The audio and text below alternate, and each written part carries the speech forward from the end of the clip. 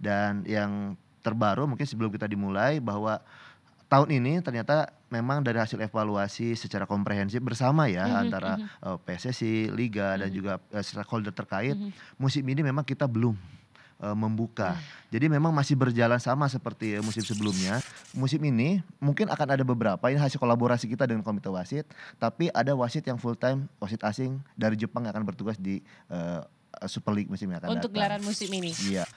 Info yang terakhir kita dapat, mereka sebetulnya, klub tersebut sudah menyelesaikan. Mhm Karena kan intinya bahwa mereka memang dihukum sampai larangan mendatangkan pemain, mhm tetapi itu akan dicabut ketika mereka menyelesaikan. mhm. Informasi terakhir mereka sudah menyelesaikan, tinggal menunggu proses dari, FIFA-nya untuk mencabut. Aturannya sih nggak ada, cuman ini diperhatikan jadi sesuatu yang, "Oh, kok kenapa nggak di Bandung?" Gitu ya, kan Persib yang menang. Mhm Dan kalau bicara setiap tahun, mungkin tahun lalu betul, di mhm. musim sebelumnya Persib menghadapi PSB. Tapi kan sebelumnya juga ketika, PSM juara juga tidak digelar di Makassar, tapi That's kita ada right. pembukaan di Bali. Bahkan Mhm Persebaya pun pernah menjadi tuan rumah mhm. ketika pembukaan, masih Liga 1 dulu tahun 2020 menghadapi, Persik waktu itu juga bukan sebagai juara bertahan. Artinya memang ini, sekali lagi bukan, baku harus saya juara. Bisa Lebih saja memang lebih terasa sebagai tradisi aja tradisi sebenarnya, tapi ya, as we said before that nggak ada aturan yes, baku terkait hal exactly, ini ya, Bung, ya. ya.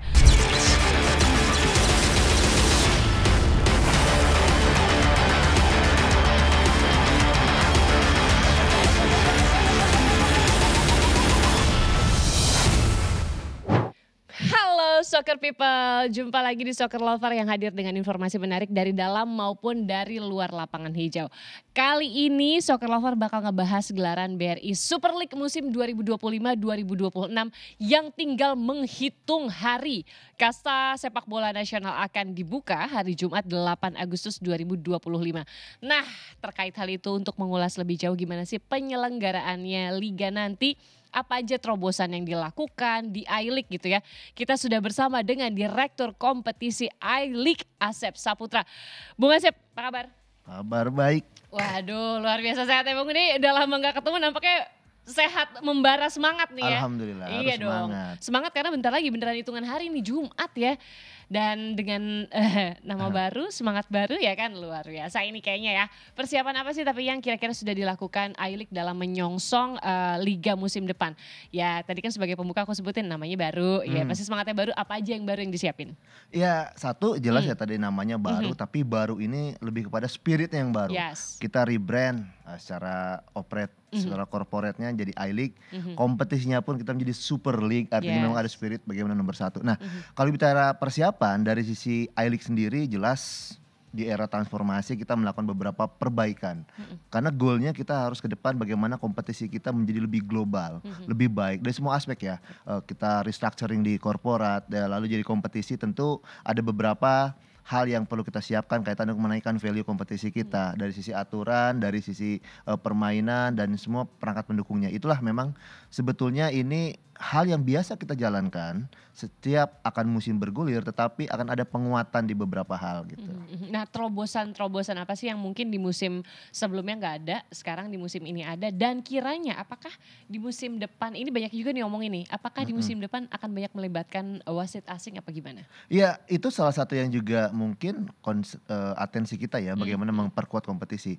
Artinya asing itu jangan dipandang sebagai sesuatu yang, "Oh, kalau asing pasti lebih," sebetulnya ini kita mencoba menyeimbangkan. Setuju. Tadi tadi bicara soal wasit, kita sebagai operator kompetisi tentu tidak kompeten dalam hal teknis perwasitan. Mhm Itu ada di Komite Wasit PSSI mhm dan mhm di mhm bawah, kepemimpinan langsung tahun lalu ya mhm bersama Pak Ketua Umum Pak Erick Thohir menjadi Ketua Komite Wasit, mhm dibantu oleh jajaran yang sangat profesional. mhm Ada Mister Yoshimi Ogawa, dibantu juga beberapa, staf yang dulunya di AFC, ada Mister Pratap Singh, ada Daniel Wong. Nah, I-League di mana perannya kita berkontribusi dalam misalnya penguatan teknologi. yes. Makanya video assistant referee Mhm tahun lalu kita akhirnya bisa diterapkan secara utuh satu musim. mhm Nah, kalau tahun ini bicara juga wasit asing, mhm. ada program, di musim yang akan datang bahkan kita akan merekrut full time untuk wasit asing.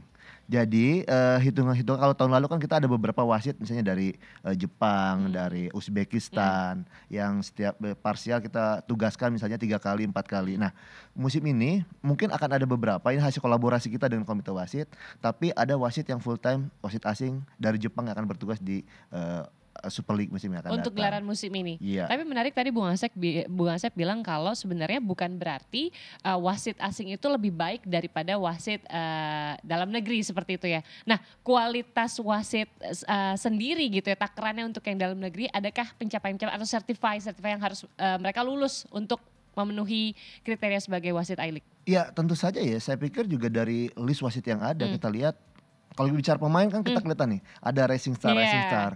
Sebetulnya di wasit juga ada di musim yang lalu bahkan ketika era transformasinya komite wasit di PSSI banyak juga bermunculan wasit-wasit muda yang tentu dengan karakter khusus. Secara penguatan kemampuan, skill, komite wasit melakukan preparatori bahkan sebelum kompetisi, saat berlangsung juga dilakukan evaluasi, bahkan juga ada peningkatan dalam sisi fitness, teknik dan satu lagi juga integritas. Saya pikir ini juga kita harus percaya dengan proses. Nah itu tentu ketika kehadiran wasit asing bisa menjadi penyeimbang tapi juga transfer knowledge karena kan memang yang diundang adalah bukan sekedar asing. Yang diundang oleh komite wasit PSSI adalah elite referee di AFC. Dan itu memang sesuatu hal yang tentu saja ketika mereka datang tidak hanya memimpin, tapi mereka juga men-sharing beberapa knowledge, bahkan juga perilaku on dan off fieldnya seperti itu. Saya pikir juga tentu harapannya ke depan ya standar kita bisa semakin Bisa meningkat. naik gitu Betul. ya. Tapi ini menarik memang ya Soccer People dan juga Bung Asep kalau ngomongin wasit, nama mungkin jarang dikenal. Iya. Tapi kalau ada skandal di lapangan dia duluan yang disorakin Iya, gitu ya. iya. Oke, nah selain tadi kita ngomongin wasit tapi Soccer People juga pasti dengarkan atau menjadi banyak perbincangan orang terkait dengan regulasi jumlah pemain asing musim depan. Nah ini menjadi sorotan terutama dari APPI. Karena ini salah satunya adalah apa yang melandasi yang dipertanyakan gitu ya. Apa yang melandasi penerapan regulasi 11 pemain didaftarkan. Katanya 9 kan masuk susunan pemain dan pemain 7 orang ini boleh bermain. Tentu ini menarik atensi. Why? Ya ini bukan satu regulasi yang keluar begitu saja. Bukan yang tiba-tiba terpikir, tiba-tiba terlontar. Kita bicara tadi transformasi ya, sekali lagi memang I-League selalu bicara bahwa kita dalam masa penguatan fundamental untuk bisa melangkah lebih jauh. Salah satunya adalah kita bicara pemain asing. Tahun lalu kan ada 8 yang terregister, 6 yang bermain. Nah ada beberapa yang melandasi termasuk kenapa berkembang, bahkan mungkin kemarin sempat juga kan ini 8 atau 7 atau 11 dan lain-lain. Kemarin memang kita masih dalam masa belum diputuskan secara resminya kaitan regulasi. Artinya memang masih rancangan.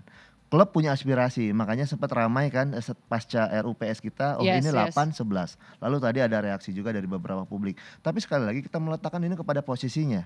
PSSI sebagai regulator, sebagai pemilik properti sepak bola, punya hak dalam menentukan seperti apa. Sehingga kalau bicara apa aturannya musim ini adalah 11 pemain boleh didaftarkan oleh semua klub, 9 nama boleh di dalam daftar susunan pemain dan hanya 7 di lapangan. Nah, mengapa cukup banyak? Memang ada banyak parameter dasarnya. Satu, bahwa menyesuaikan juga dengan kondisi peraturan di kompetisi AFC. Di AFC tidak mengenal pemain asing sekarang. Jadi misalnya klub Sila punya klub di Cina, di Jepang atau bahkan di Indonesia, ketika main di AFC punya 20 pemain asing, 20-20-nya boleh dimasukkan. Tentu kita tidak se ekstrim itu. Artinya kita memberi ruang terutama kepada klub kita yang bermain di AFC sehingga boleh mendaftarkan. Nah, kita batasi nih 11 rasanya sebagai pendaftarannya saja. Artinya ketika di liga hanya boleh 9 DSP 7 bermain, saat bermain di Asia dia boleh memainkan 11-11-nya. Tapi perlu dicatat 11 ini adalah maksimum. Artinya klub boleh tidak punya pemain asing boleh mendaftarkan 5, 6, 7, 8, 9, 10, 11 dipersilakan. Nah, yang penting adalah selain kaitan jumlah pemain asing tadi untuk menaikkan daya saing dan juga ada transfer knowledge, kita seimbangkan dengan aturan yang lain. Kita masukkan wajib mendaftarkan minimal 5 pemain U23. Lalu di daftar starting line up wajib ada 1 pemain bermain minimal 45 menit. Jadi memang bukan semata-mata kita menutup menghabiskan slot untuk pemain asing saja, tapi kita seimbangkan dengan keberadaan pemain muda juga di situ. Iya, tapi artinya gini Bung, berarti selain memantik, maksudnya persaingan sehat antar pemain itu sendiri gitu ya. Dengan kata lain, ini juga berusaha menaikkan standar kualitas dari para pemain. Tapi kalau Bung Asep sendiri nih ya, melihat dari itu tadi persaingan antara dalam satu klub, persaingan itu tetap terjadi antar pemain. Bung Asep sendiri melihat regulasi ini dan melihat persaingan yang nantinya akan terjadi antara pemain dalam tanda kutip lokalnya bersama pemain asing seperti apa? Ya saya pikir sekali lagi ya bahwa dalam squad ada limitasi. Sesuai dengan regulasi yang ada kita maksimal 35 pemain, 30 adalah pemain bebas, 5 wajib tadi minimal maksimal berusia 1 Januari 2003, kelahirannya 1 Januari 2003, artinya U23. Dan di kepelatihan pun tentu sekarang semakin berkembang dan bagaimana skema taktikal dan lain mengharapkan para pemain terus bersaing. Ada satu sisi yang memang akhirnya pemain lokal, pemain asing tentu mereka harus bersaing dan tadi keberadaan para pemain muda yang juga kalau kita lihat ya sejak kita terapkan aturan wajib starting 11 dulu kan sebelumnya kepercayaan kepada para pemain muda terlihat agak sedikit kurang karena kompetisinya begitu ketat, kompetitif, para pelatih tentu berharap pemain sudah jadi aja yang masuk. Ternyata kalau kita lihat sekarang banyak juga tidak hanya menggugurkan kewajiban, klub-klub bahkan di dalam starting 11 lebih dari 1, 2, 3 dan kalau kita lihat juga di tim nasional mau itu yang senior, yang dari bukan yang pemain diaspora tapi juga yang U23, U20 itu mayoritas adalah pemain yang sebetulnya punya jam terbang di kompetisi teratas. Artinya pola persaingan yang ketat dalam latihan, dalam pertandingan itu akan berimpact kepada kualitas para pemain juga dan itu kalau kita lihat standar usia keemasannya itu terlihat seperti berubah ya. Kalau dulu kita mungkin mengenal umur 25, 28. Sekarang tuh 20, 23 terlihat para pemain sudah menunjukkan kemampuan yang luar biasa. Bersinar. Saya pikir inilah memang tahap demi tahap yang sudah mulai tertuai dari regulasi yang memang terlihat pasti ada pertanyaan kenapa begini regulasinya, tapi bisa terlihat apa yang dipersiapkan 1, 2, 3 tahun ada hasilnya. Itulah regulasi sebenarnya yang nantinya tanpa disadari juga ikut membentuk pola permainan gitu. Karena menarik sekali karena Bung Asep juga termasuk orang yang sangat memperhatikan perkembangan para pemain gitu kan ya. Nah Soccer People, nah ini lagi tadi ya Bung Asep yang menjadi sorotan gitu ya musim depan regulasinya ini terkait dengan supporter. Nah ini kan juga nggak bisa ditampilkan gitu bagaimana pemain ke-12 ini memang selalu meramaikan dalam sebuah laga. Ini masihkah larangan supporter tandang musim depan berlaku? Bagaimana sih sebenarnya koordinasi dengan PSSI sejauh ini? Karena berkaca dari musim lalu meski sudah dilarang yang namanya supporter ya. Yang namanya menunjukkan rasa cinta mah tetap bertandang aja. Ini tapi juga membuat supporter tandang tidak terkoordinir dengan baik. Nah kan kalau nggak salah juga kan ada aturan tandang yang tidak diperbolehkan, supporter tuan rumah, panpel dan kepolisian tentu akan lebih bersiap harusnya. Ya sekali lagi ya saya mungkin beranjak kepada bahwa kita dalam masa transformasi sepak bola nasional. Sila juga tahu, teman-teman juga tahu kan FIFA juga berkantor di sini untuk memantau tidak semata-mata untuk gaya-gayaan bukakan tetapi memang sekali lagi bentuk perhatian yang luar biasa pasca kita ada tragedi yang memang tentu kita harapkan tidak terulang. Betul. Dan ada beberapa poin harus dipenuhi sebetulnya. Salah satunya adalah bagaimana perbaikan infrastruktur dan alhamdulillah kan pemerintah masuk bersinergi dan memberikan bantuan dalam merenovasi 22 stadion dan itu tidak berhenti di situ, akan ada kelanjutannya. Yang kedua juga kita naikkan capacity building kaitan security tadi. Nah, yang ketiga juga kaitan bagaimana kesiapan terkait bagaimana membuat sebuah pertandingan ini aman, nyaman dari kedua pihak. Nah, sejak 2 tahun lalu PSSI dan juga Liga atau I-League kita memang masih harus mengikuti arahan dari FIFA kaitan dengan ini. Dan yang terbaru mungkin sebelum kita dimulai bahwa tahun ini ternyata memang dari hasil evaluasi secara komprehensif bersama ya antara PSSI, Liga dan juga stakeholder terkait musim ini memang kita belum membuka. Jadi memang masih berjalan sama seperti musim sebelumnya. Tetapi sekali lagi kita tentu tidak berdiam diri. Kita mempersiapkan bagaimana agar ketika lepas landas kita persiapkan. Contoh misalnya I-League sudah mempersiapkan program edukasi kepada supporter. Lalu juga kita menyiapkan secara sistem penonton ketika itu dibuka kita punya aplikasi namanya Sobat Liga. Nah nanti ada juga Liga ID di sana. Setiap penonton akan teridentifikasi kehadirannya dan juga ketika masuk stadion ada teknologi face recognition. Nah ini memang salah satu prasyarat yang kita coba sempurnakan dan tentu koordinasi juga dengan keamanan. Harapannya ketika tadi bicara kapan sih dibuka, oke nanti bukan masalah kapannya tapi kita bersiap semua pihak saling respect satu sama lain. Nah, ketika itu betul-betul sudah siap, karena kan tadi tidak hanya soal ini, soal perbaikan dalam sistem kompetisi, perbaikan dalam infrastruktur juga sambil berjalan di era transformasi, ya pada waktunya nanti mungkin kita akan siap menjalankannya. Nah ini jawaban Bung Asep ini merupakan salah satu pertanyaan yang dinantikan untuk Iya. mengetahui nasib supporter sebenarnya. Ini yang menjadi ketok palu bahwa ternyata memang musim ini masih belum ya Bung ya. Sambil melihat situasi Sambil keadaan, melihat kita situasi dan memang mempersiapkan semua hal. sistem juga semua faktor pendukung sedang dikembangkan Ya. seperti itu. Masih terkait dengan antisipasi Bung Asep ya untuk menghadirkan pertandingan.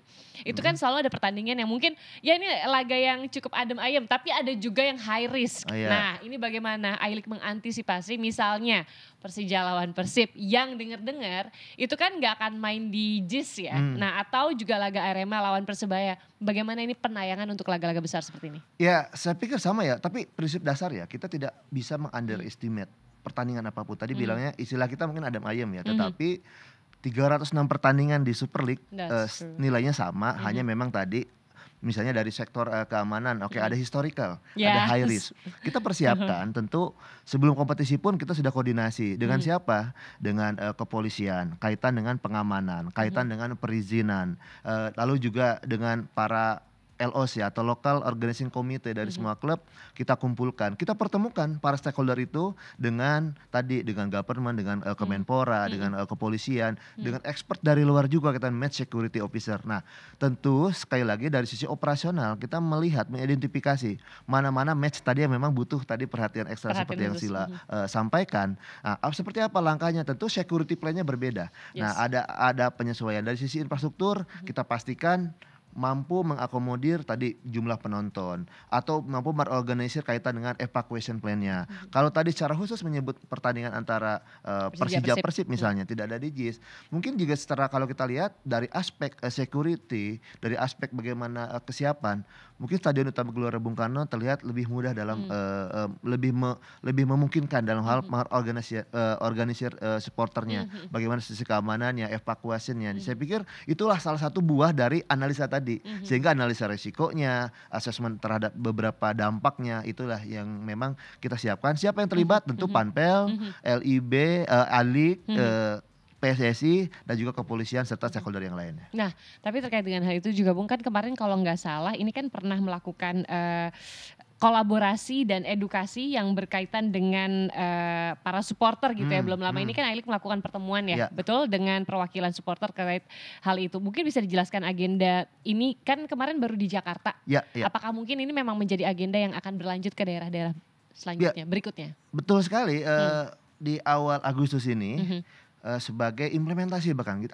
Artinya kalau kita bicara ini sudah implementasi berarti ada persiapan sebelumnya. Inisiasi bersama antara kita, I-League, PSSI dan Kemenpora setelah kepolisian. Terutama di bagian operasional sama di Intelkam di Mabes Polri ya. Nah ini memang salah satu bentuk sinergi kita antara I-League, pemerintah dan juga stakeholder terkait untuk bisa mengajak bersama para supporter. Tentu kita bicara banyak hal kaitan dengan pengamanan, kita bicara unsur sepak bolanya dan bagaimana menjaga image sepak bola kita dan juga menaikkan value kompetisi kita. Pertama memang kita mulai dari Jakarta sudah, dan itu sebetulnya ini baru fase pertama, itu ada sekitar 10 kota yang akan dikunjungi dan tentu semuanya nanti akan menyebar. Tidak hanya Liga Super League, kita juga akan menyasar ke Championship. Tujuannya apa? Kita kan ingin menciptakan sebuah ekosistem sepak bola industri yang dimana semua pihak harus mengetahui sesuai porsinya, sesuai posisinya, dan menciptakan sebuah kompetisi yang baik. Tidak hanya bagaimana gelaran entertain di lapangan, sajian kompetitifness para pemain, tapi juga suasana kondusif sehingga paramonnya kita itu ingin semua yang datang ke stadion aman, nyaman, terhibur dan pulang kembali tentu dengan impresi yang baik untuk kembali datang menghangatkan pertandingan-pertandingan berikutnya secara baik. Tapi penasaran juga deh, kemarin waktu audiensi sama perwakilan supporter, apa sih yang menjadi harapan besar mereka atau beberapa poin yang menjadi fokus utama mereka dan juga yang disampaikan oleh I-League? Artinya komunikasi dua arah. Sebetulnya betul. salah satunya adalah yang tadi Sila sampaikan kaitan dengan kapan sih dibuka. Kapan sih? Tapi sekali lagi ya memang kita harus bersabar memasuki fase ini. Persiapan bahwa kita ingin melangkah naik, tentu juga yang mereka minta adalah satu dukungan, Yap. kepastian jadwal misalnya, sehingga kan kepastian jadwal juga membutuhkan mereka bisa menata planning juga, tidak hanya Benar. tim, tidak hanya Mhm, mitra sponsor, mhm, berikutnya juga kenyamanan, mhm, keamanan di dalam mhm, mhm, stadion, tetapi juga di sisi lain juga kita harapkan juga mereka juga sama-sama kita membangun mhm, bagaimana rivalitas yang terjadi mhm, tapi diaplikasikan mhm, dalam hubungan yang lebih positif, misalnya mhm, menciptakan koreo yang baik, sama-sama turut menjaga mhm, ketertiban mhm, di stadion, tidak ada ujaran-ujaran kebencian atau hal yang sifatnya terlarang, mhm, menjaga situasi kondusif di stadion, mhm, tidak mhm, ada menyalakan flare atau mhm, petasan mhm. saat pertandingan yang tentu Sure. pasti berimpact kepada pemain. Dan Mhm, dari sisi kita sendiri tentu juga menjadi sebuah challenge bagaimana memastikan mereka sebelum masuk ke stadion, saat di stadion berada dalam kondisi yang mhm. terbaik seperti itu. Oh jadi kayak ini ya pembicaraan heart to heart lah sebenarnya kemarin Iya, sama perwakilan supporter ya. Ini kita balik lagi ke soal VAR nih ya. Meskipun VAR mmm, sudah diterapkan di musim lalu, tapi ternyata memang ya mungkin yang sempurna milik Tuhan gitu ya. Karena memang beberapa keputusan kontroversial ini masih terjadi soccer people. Misalnya beberapa pelanggaran keras yang luput dari hukuman wasit. Bagaimana I-League ini berusaha memastikan hal ini tidak akan terjadi lagi. Mungkin kalau kita bisa ambil contoh, kita ingat-ingat itu adalah terjadi sikutan ya pemain Persija Marco Simic ke wajah Beckham Putra yang hanya berbuah kartu kuning, karena di kasus lain mungkin itu bisa jadinya mmm. kartu merah gitu. Ya, tadi Hmm. sebenarnya saya sudah bilang ya Mhm. bahwa kompetensi kaitan penegakan loss of the Hmm. game itu ada di perwasitan, di Yap. refereeing matter, Mhm. dan itu ada di bawah komite wasit. Mhm. Kita akan membantu bersinergi kaitan dengan misalnya kita bicara teknologi, Mhm. dan tadi Sheila menyinggung soal VAR. Mhm. Pertama memang sekali lagi sebelum saya tadi langsung ke sana, Hmm. VAR kita itu kemarin adalah pertama kali kita terapkan. Yes. Mhm. Setelah memang diidamkan, saya masih ingat sejak tahun 2019 udah disuarakan, dan akhirnya tahun lalu dengan persiapan yang singkat loh. Hmm. Kalau kita berkaca kepada Jepang, kita lihat ke Thailand, Vietnam, mereka bahkan sampai 1,5 sampai 2 tahun. Kita tuh 8 bulan dan akhirnya diterapkan. Memang itu pertama kali kita terapkan Yes. sebagai bentuk kontribusi kita lah kaitan peningkatan performa dari wasit. Nah, tentu case-case yang tadi terjadi sepanjang musim itu juga terus kita evaluasi antara I-League dan juga komite wasit PSSI. Mhm. Secara reguler kita membahas tidak hanya Mhm. kaitan dengan pertandingan tapi juga tadi VAR-nya. Mhm. Nah, ada beberapa evaluasi untuk perbaikan.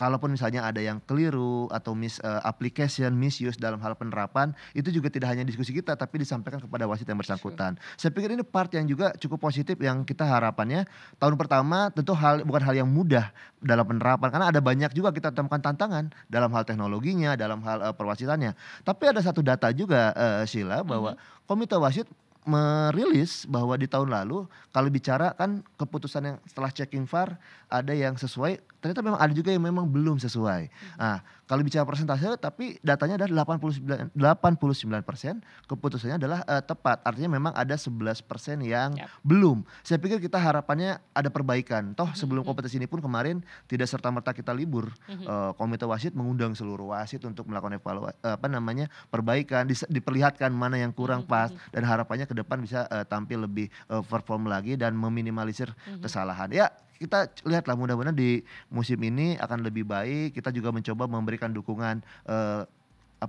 feeding kamera yang lebih Yes. banyak dengan Mhm. angle-angle yang tentu juga kita Mhm. perbaiki Mhm. sehingga lebih memudahkan mereka dalam mengambil keputusan. Oke, ini semua tim sedang bersiap ya, karena memang seperti yang kita bilang tadi tanggal 8 gelaran kompetisi tahta tertinggi di Indonesia ini akan digelar. Namun Soccer People juga mungkin masih ingat ya, beberapa klub ini masih terkena sanksi larangan transfer dari FIFA. Nah, larangan transfer begini ya berat gak berat juga Iya, sebenarnya iya. untuk mereka. Gimana nih Ailik membenahi hal ini? Ya, yang pertama bahwa ya kita masih mencatat, Mhm. paling tidak sampai kita berbincang-bincang saat Mhm. ini, Mhm. sangat dekat sekali dengan kick off kompetisi, Mhm. masih ada klub yang terkena bukan transfer tapi registration ban. Jadi memang mereka Registration tidak ban. bisa meregister pemain baru. Mhm. Mhm. Tetapi Mhm. perlu juga dilihat begini, bahwa info yang terakhir kita dapat, mereka sebetulnya klub tersebut sudah menyelesaikan. Mhm. Karena kan intinya bahwa mereka memang dihukum sampai larangan mendatangkan pemain, Mhm. tetapi itu akan dicabut ketika mereka menyelesaikan. Mhm. Informasi terakhir mereka sudah menyelesaikan, tinggal menunggu proses dari FIFA-nya untuk mencabut. Karena kan untuk aktivitas dalam meregister pemain tidak semata-mata menggunakan sistem yang kita punya, tapi sistem kita itu terkoneksi langsung dengan FIFA sistem, sehingga memang ini tidak serta-merta langsung bisa dibuka, tapi ada prosesnya. Tapi juga perlu diketahui yang dilarang adalah registrasi pemain baru.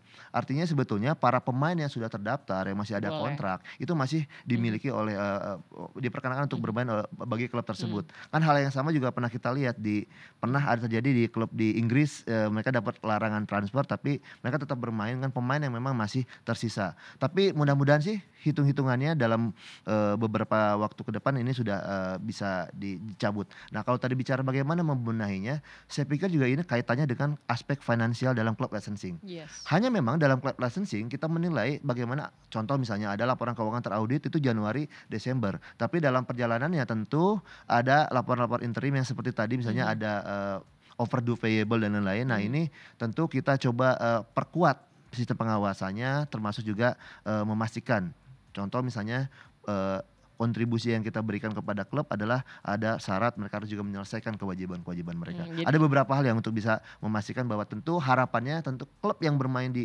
kompetisi adalah klub-klub yang sehat secara finansial. Iya, jadi saling check and recheck gitu ya. Yes. Oke. Nah, beberapa musim terakhir Soccer People Club juara bertahan biasanya kan memainkan laga pembuka. Nah, ini nih. Ini tanggal 8 nih ya. Beda kayaknya Bung Asep ya. Kayaknya apa yang melatar belakangi hal tersebut gitu, karena memang tidak ada aturan sebenarnya sih ya. Klub juara itu harus memainkan laga pembuka. Tapi kan kalau laga besok ini Persebaya lawan Ya, PSIM Makassar gitu ya. Ya. Bukan Persib Bandung gitu. PSM Jogja. Salah. Ya, tapi kenapa nih tiba-tiba hal ini menjadi sesuatu, mungkin sebenarnya kayak tadi ya, aturannya sih nggak ada. Cuman ini diperhatikan jadi sesuatu yang kok kenapa nggak di Bandung gitu ya. Kan Persib yang menang. Ya, satu betul, prinsip pertama tidak pernah ada aturan tertulis secara mendasar kaitan Iya. bahwa laga pertama harus itu. Yang kedua, ini kompetisi sepak bola yang bermain semuanya punya standar yang sama. Mereka bermain sama-sama 34 kali, jumlah home-nya 17 kali, away-nya 17 kali. Satu minggu ada 9 pertandingan. Nah, sebetulnya berbeda dengan event seperti misalnya Asian Games atau SEA Games yang bagaimana opening itu menjadi sesuatu. Nah, kita sebetulnya juga prinsip dasarnya seperti demikian. Pemilihan venue seremoni ya, karena kalau kita lihat Sila perhatikan di match day pertama itu bahkan ada 3 pertandingan sebetulnya. True. Iya, ada 3 pertandingan, artinya semuanya punya nilai yang sama karena kita tidak bisa membedakan satu dua hal kecuali perspektifnya dilihat dari mana, dari aspek keamanan tadi ada high risk atau hal-hal yang lain. Nah, itu berikutnya adalah bahwa ada sejarahnya. Kemarin ketika kita menyusun jadwal, membuat sistem penjadwalan itu kan sudah 2 bulan yang lalu sebetulnya. Nah, waktu itu kita masih belum ada kepastian. Kita koordinasi dengan AFC kaitan dengan apakah tim juara musim lalu Persib Bandung akan bermain di playoff pertama atau kedua. Kita masih belum dapat waktu itu. Oke. Sehingga dengan planning kita awalnya di 1 Agustus, lalu juga waktu itu ada jadwal pertandingan playoff, sehingga agak riskan memainkan Persib di laga pertama. Sehingga waktu itu kita harus melakukan penyesuaian. Sehingga memang dipilihlah. Kenapa Surabaya? Satu, memang secara venue juga sangat baik, atmosfernya baik. Bahkan juga jangan lupa pembukaan Piala Dunia U17 juga di Surabaya, dan itu juga hal-hal yang memang menjadi salah satu parameter yang lain.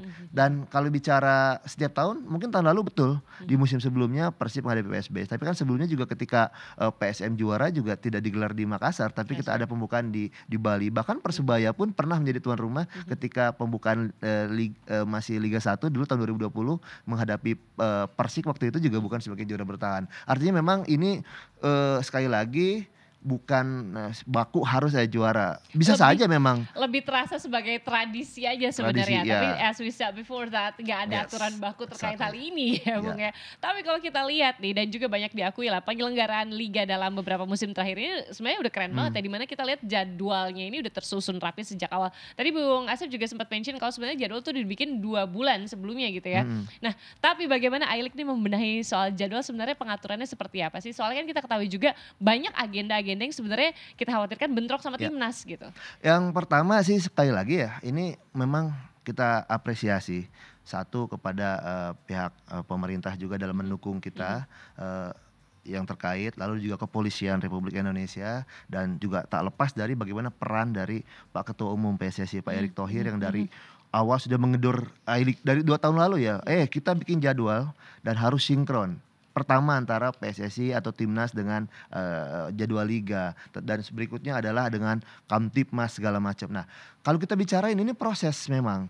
Kita tahu juga kita evaluasi kok bahwa dengar sesuatu yang disampaikan oleh para netizen, para pengamat sepak bola, para pendukung klub.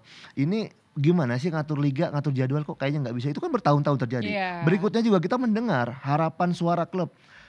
Kalau berubah-berubah susah membangun sebuah industri sepak bola. Nah, itu yang tentu beberapa hal yang kita jadikan sebuah kajian, analisa dan kita berkoordinasi terus dengan PSSI dan akhirnya kan selalu juga didengungkan bahwa kita sebetulnya kita punya jadwal kalender minimal 3 tahun ke depan, 4 tahun, 5 tahun itu akan terus berkembang, kita sinkronkan di awal. Nah, khusus untuk perkompetisi tentu juga kita harus mempersiapkan dengan semua stakeholder. Kalau kita lihat perbandingan data di 2 musim sebelumnya itu ada 60% perubahan jadwal. Musim lalu itu 2 musim lalu itu ada sekitar 40%. Musim lalu kompetisi BRI Liga 1 2024-25 itu kita mencatat dari sisi perubahan tanggal hanya ada 6 perubahan tanggal. 6 perubahan tanggal, artinya itu less than 10%, less than 5%. Itu sebuah lompatan, tapi itu memang tidak terjadi begitu saja. Dari awal, sekali lagi kita sudah menyamakan persepsi. Contoh misalnya, kita I-League, PSSI dan juga kepolisian melakukan banyak FGD, banyak bagaimana diskusi bahwa sepak bola tidak hanya sekedar sport mempertemukan 2 tim bermain dipimpin oleh wasit. Ini adalah industri. Loh, apa itu industri? Ketika bicara bisnis di situ, klub tentu bersiap secara teknis, klub bersiap secara komersial, ada partner bisnis di situ, ada host broadcaster di situ. Bahwa untuk bisa menciptakan stabilitas ekosistem tadi, industri tadi dibutuhkan kepastian ketetapan jadwal. Sehingga ketika bicara jadwal tidak mungkin ada perubahan-perubahan mendadak. Kita tetapkan dari awal musim sampai akhir musim. Nah, lalu bagaimana case-case yang dulu sering terjadi, perubahan jadwal, perubahan tanggal. Nah, itu kita bicarakan, itu agak sulit sehingga kalau kita bicara risk match yang high atau yang medium atau apapun potensi lainnya ditemukan, nah maka kita bicara security plan-nya. Apakah diperkuat pengamanannya, dicari bagaimana menyelesaikan. Jadi bukan untuk mengubah. Dan ini alhamdulillah sudah mulai sangat baik terjadi antara semua pihak yang tadi saya sebutkan. Dan saya pikir ini modal untuk kedepannya. Sehingga kita lihat sekarang beberapa klub sudah mulai berani confidence menerapkan tiket terusan 1 musim. Itu kan sebuah lompatan terobosan yang terjadi. Dan dari sisi host broadcast pun juga tentu lebih mudah dalam menata, ada iklan di sana, ada program TV di sana, bagaimana progresnya real ya. Progresnya real. Gitu. Dan saya pikir memang sekali lagi apresiasi kepada pihak yang memang di era transformasi sepak bola ini kita mencoba lebih baik dan naik level. Iya, karena kan kita kalau apalagi kita ngomongin ada beberapa tim yang memang harus main Asia juga, kayak Persib sama Dewa United gitu kan. Itu kan juga akan menjadi hal yang sangat dalam tanda kutip ya ditakutkan juga kalau misalkan jadwalnya tidak ajek gitu kalau bahasa anak sekarang gitu. Satu lagi Sila, bahwa kita coba membangun sebuah kalender season yang pasti terutama periode kompetisi. Kompetisi kita periodenya pasti akan dimulai antara Agustus sampai dengan Mei. Meskipun memang secara eksak date-nya, tanggalnya kita akan mencoba menetapkan misalnya akhir musim berjalan untuk kedepannya. Tapi minimal klub-klub atau sponsor atau bahkan mitra kita sudah mulai tahu periode kompetisi ini adalah Agustus ke Mei. Agustus ke Mei itu bisa jadi akhir Agustus, bahkan mungkin awal September. Dan itu juga common terjadi di Eropa, termasuk juga pendaftaran pemain. Kita buka sampai Agustus. Lalu tengah-tengahnya pasti di bulan Januari. Jadi saya pikir ini yang coba kita selaraskan juga. Kan tadi saya bilang bahwa I-League kenapa rebrand? Karena ingin menjadi lebih global. Kita juga ingin menyelaraskan sehingga partner-partner kita pun beberapa juga brand-brand global mendunia. Jadi saya pikir itulah yang coba kita encourage naikkan. Tapi asli sih terkait jadwal ini berkaitan dengan kenyamanan seluruh elemen ya yang terlibat gitu. Oke, Soccer People, selain FIFA Matchday, BRI Super League juga akan libur pada saat SEA Games 2025 Desember mendatang. Ini juga menjadi sesuatu yang kok nggak tanggung-tanggung, ini liburnya katanya liga itu diliburkan 19 hari. Nah yang kayak itu kelamaan gak sih gitu? Ya ini bagian dari memang sekali lagi kita melakukan planning duduk bersama antara I-League dan PSSI 2 tahun lalu kaitan dengan perencanaan jadwal 3 musim ke depan. Bahkan juga sudah di-announce tahun lalu oleh I-League bahkan PSSI sendiri bahwa mhm. musim ini kita memang ada break di SEA Games. Mmm. Karena apa? Karena sebetulnya timnas yang lain bermain di FIFA Matchday. Mmm. Kita sedang berjuang mudah-mudahan lolos Piala Dunia ya yang Amin amin kita amin. idam-idamkan Mhm, itu ada fasenya, ada periodenya di FIFA Matchday mhm. dan kita pasti kompetisi berhenti di situ. Mmm. Nah, memang ada satu hal juga yang kesepakatan. Kemarin ada pilihan loh. Bahkan tahun lalu kan ketika AFF bermain kita tetap jalan kompetisi ketika Asian Games. Tapi memang kemarin kita sepakati faktor di SEA Games ini memang kita harus berhenti. Dan sekali lagi inilah kesepakatan yang memang harus kita hormati dan Mhm. kita juga berkomitmen kaitan itu. Tentu kalau ada hal-hal lain yang sifatnya misalnya timnas senior bermain di luar itu ya kita tentu akan menyesuaikan. Tetapi so far kan berlangsung cukup sinergis Mhm mhm. dan mengapa berhenti ya memang itu pelaksanaannya seperti itu dan kita berkomitmen tapi di event yang lain kita hanya break saat FIFA Tapi Matchday. hitungan 19 hari itu bisa dihitung dengan pertimbangan matang gitu ya? Iya, saya pikir kan sepak bola biasanya dimainkan, Mhm lebih awal mhm dan memang, kita tetap tentu optimis. mhm. Tahun edisi sebelumnya kan ada kerinduan yang panjang, terakhir True. dapat medali emas 91 dan ini pride Mhm negara mhm waktu mhm. itu. Terus kita beridam-idamkan untuk juara tapi akhirnya baru bisa kesampaian kan di, edisi terakhir kan, Yes. yang kita bisa medali Mhm emas. Nah, mhm. mengapa 19 hari di situ? Karena kita memang blocking dari awal yang biasanya lebih sepak bola main lebih awal dan ya tetap kita optimis mungkin bisa sampai juga di, di Sebuah penghujung. bentuk dukungan juga sebenarnya ya. Iya, karena kan, Mhm. Mhm. selalu kalau kita lihat, Mhm. dengar gitu kalau Mhm. kita mendengarkan Mhm. tanpa medali emas sepak bola meskipun juara umum rasanya agak kurang gitu. That's true that's true. Oke, Bung Syeva Saputra ya, Oh, Bung dan juga siapa? oh iya iya. Saya udah lama nggak denger enggak, saya udah lama nggak denger itu. By the way Sobat People buat yang pasti tahu sih kalau angkatan aku mah ya, Bung Asep Saputra ini nama lainnya Syeva Saputra. Kita ke informasi lain nih, kita loncat dulu ke mancanegara Siap. di mana mantan pelatih timnas Indonesia Sinteyong kini resmi kembali ke kursi kepelatihan. Pria 54 tahun itu akan melatih klub K-League One Ulsan HD.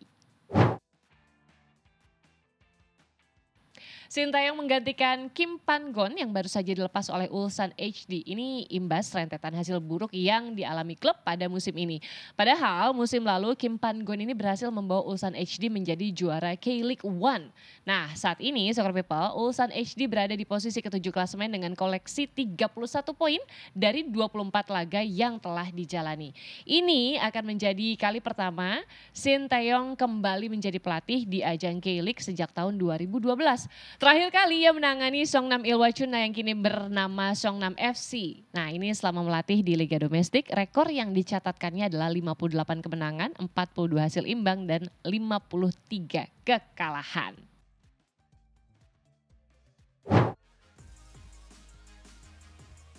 Soccer People, sementara itu dari kabar lain, ini ya Arsenal baru saja merilis jersey ketiga untuk musim depan. Jersey dengan corak dasar putih, logo merah marun dan detail emas itu mendapat banyak pujian dari netizen.